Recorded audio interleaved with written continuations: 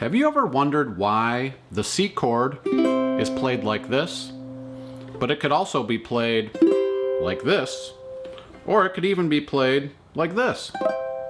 Well, the reason is because that chord is made up of the same notes. And in today's lesson, we're going to talk about chord formulas and go through and diagram some major chords to show you why these shapes are played in the places they are. So get yourself tuned up and let's get to it. Hey, before we get started, make sure you hit that like button, subscribe, and click that alert bell so you know when the next video is coming your way. If you're interested in more learning resources, head over to AllForUke.com where we have a full searchable library of songs, song sheets, practice tracks, worksheets, and more. All for you, AllForUke.com. So before we get to these formulas, we need to talk about the major scale. So we're talking about a C chord in this instance here, so we're going to talk about the C major scale. And that's an important note here, that whatever chord we're looking at, we're going to apply that major scale. So if we're looking at a D chord, use the D major scale. But we're going to look at the C chord here, so let's check out the C major scale. So the C major scale, which you've heard before, is simply do, re, mi, fa, sol, la, ti, do. But when you play that on the uke, it's C, D on the second fret, E, F, G, A, B, C. So those are the notes that you use for the C major scale, but what we're also going to do is we're going to label them numerically as we go, and that's how we're going to create the formula. So our first note, C, open, is 1, or what you would call it, the root of the chord. The root of the chord defines the chord so that we know it's a C chord. So our first note here is C, which would be labeled 1. 2 would be labeled for the D chord, or D note rather. Then we have E, which is 3, F is 4, G is 5, A is 6, and B is 7. And then we're back to C here, which is our root. So I'll leave a diagram here in the description for the major scale, or I'll leave a link to that rather, so you can check that out and learn that as well. But I would also refer to our video called Learning the Notes, which talks about how to play the notes and how that all kind of shakes out here. So now that we know our major scale, we can talk about the formula that you use for a major chord. All right, so I think the piano is a great way to visualize this. So let's take a look at our major scale on the piano. So our first note is C, which is played here. And the great thing about the key of C is we're only using the white keys for this. So the first note is C. What we label as 2 is D, the one right next to it. 3 is E. 4 is F.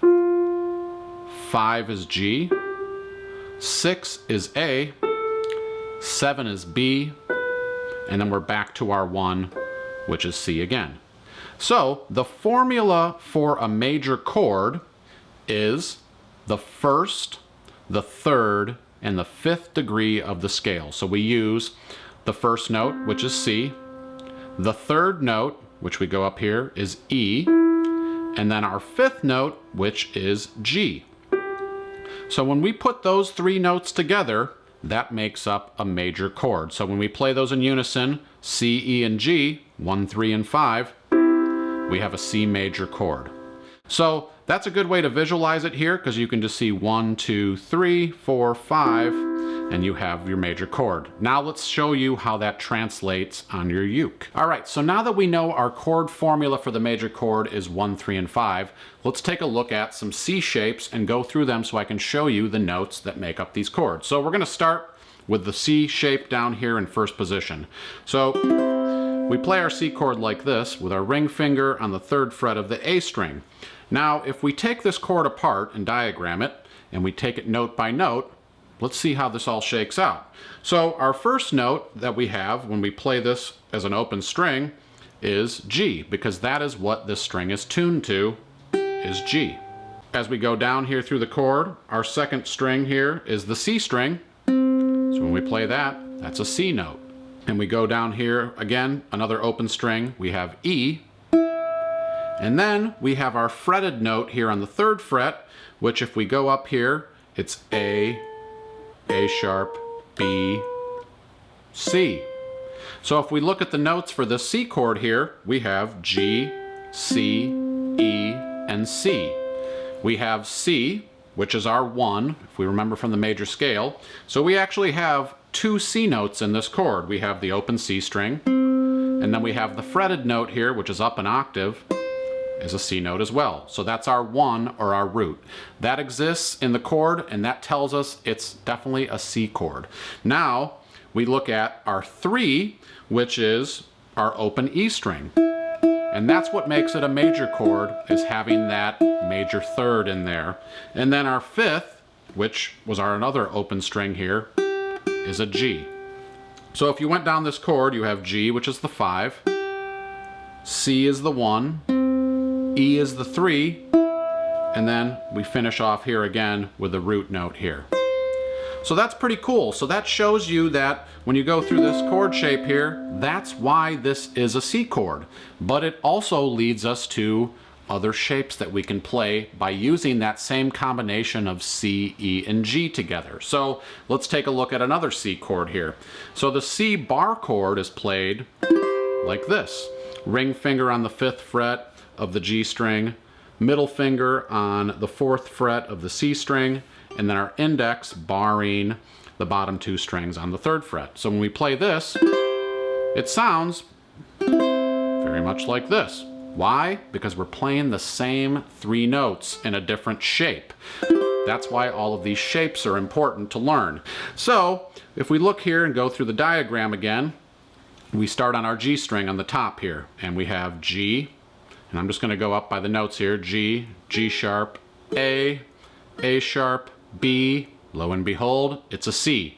So we know we have a root note right there.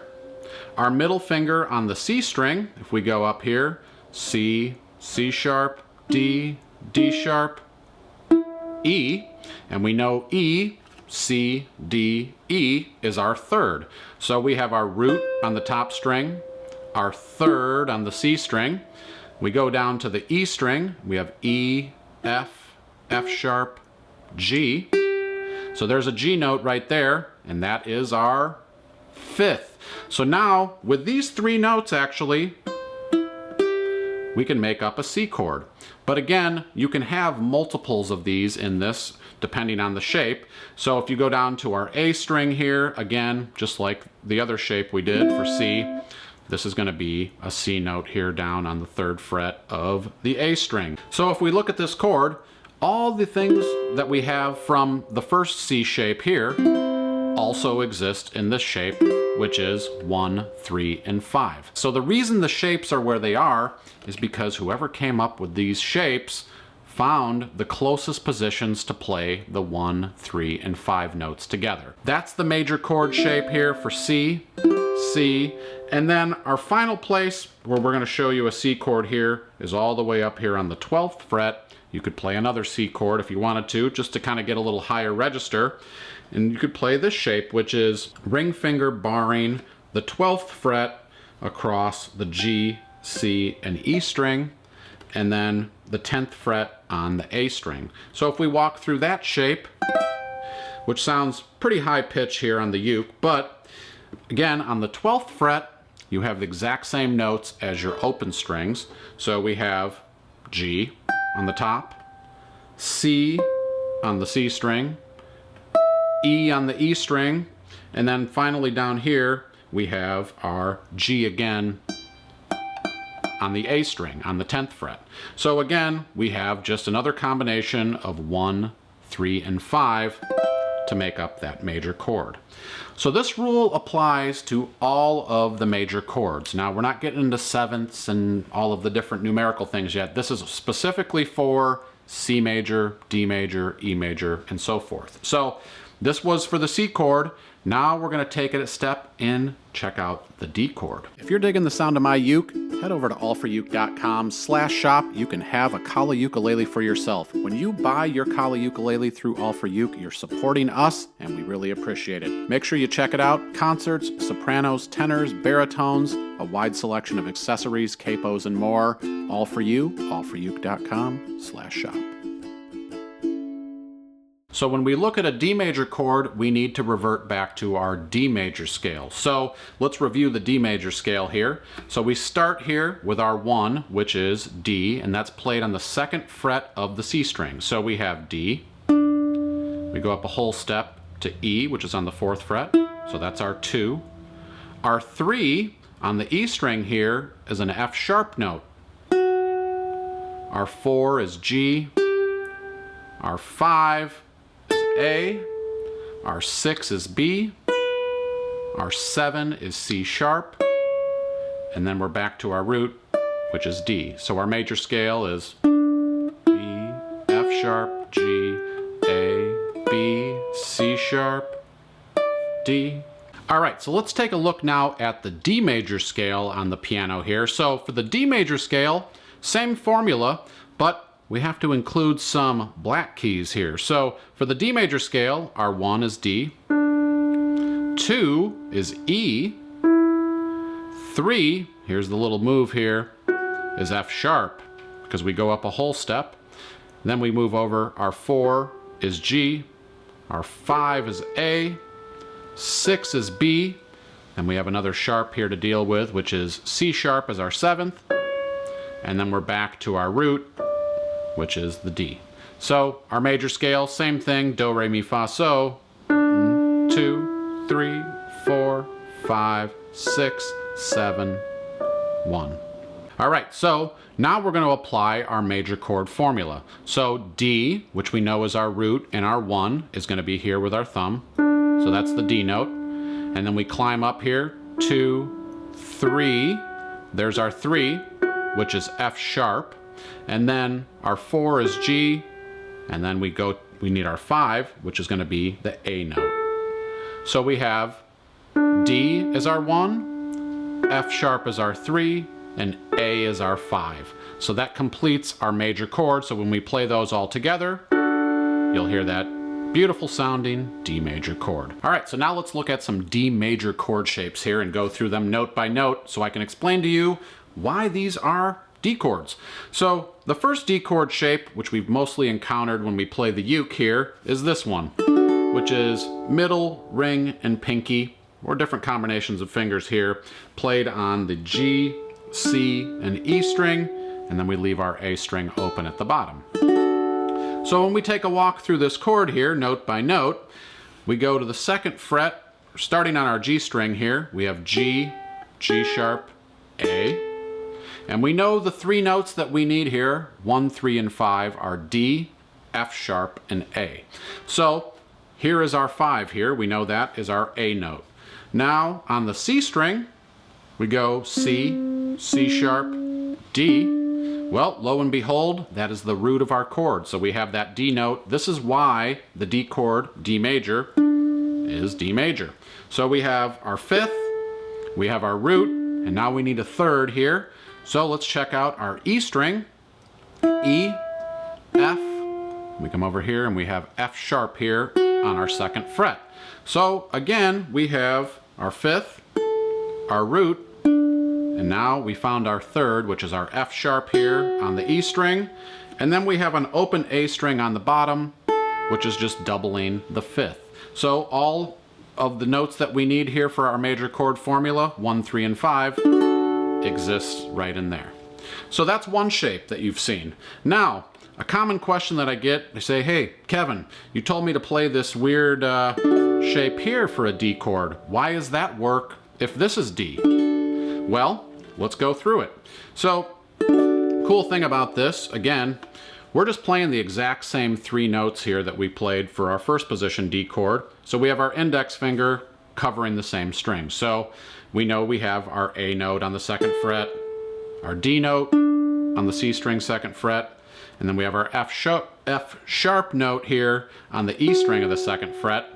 Well, our pinky being moved out here to the 5th fret, let's see what that note is. So we have open A sharp, B, C, C sharp, and on the 5th fret, that's a D note. So that's just our root. So we play this D shape like this, and we have our 5th, our root, our 3rd, and then we've just duplicated our root note by putting our pinky out here on the 5th fret. So that's why this shape also works for the D. Now, let's check out that bar chord shape again for a D chord. So we had our C chord down here. If you watched our movable chord series, you would know that you could just take this C shape, C, C sharp, D, and make a D chord. But let's pull this chord apart to see where the root, the 3rd, and the 5th lay within this chord. So going down to the 7th fret, we have G, G sharp, A sharp, B, C, C sharp, D. So our root has now moved up to the G string. So there's our root, which is our 1. And then we have our middle finger down here on the 6th fret. So if we walk up, we have C, C sharp, D, D sharp, E, F, F sharp. So now our 3rd moved up to the C string. So we have our root, our 3rd. We still need our 5th though to make up that major chord. So we're barring the bottom 2 strings of the 5th fret. We go E, F, F sharp, G, G sharp, A. And there is our 5th right there. So technically, if we just played these 3 notes, we have a D chord. But we're going to double up and we're going to play this note here, which we know is A, B, C, D on the 5th fret. So we've just doubled up those D notes. So within this shape, you have the 1, 3, 5, and then again on the A string on the bottom, you have another root note, which is your 1. So you have 2 D notes within this chord shape.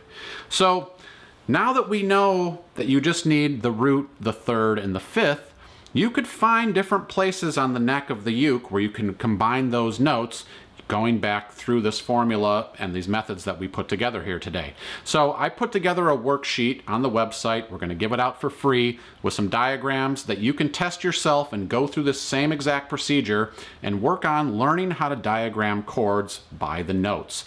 And this is going to help you as we go further along and learn about minor chords and 7th chords and suspended chords and all of these chords that you come across in songs that you're wondering, why is it named this? Well, it all is going to come back to these chord formulas and using the major scale. So it's pretty cool stuff once you really dig into it. So I encourage you to go to the website, AllForUke.com. Leave any questions that you have in the comments below, and I'll hopefully get back to you sooner than later. I'll leave a couple links in the descriptions for a couple of the videos I talked about today. And I encourage you to practice this with chord shapes that you know. Ask any questions that you have. I'll see you next time. My name is Kevin. Thanks so much for watching.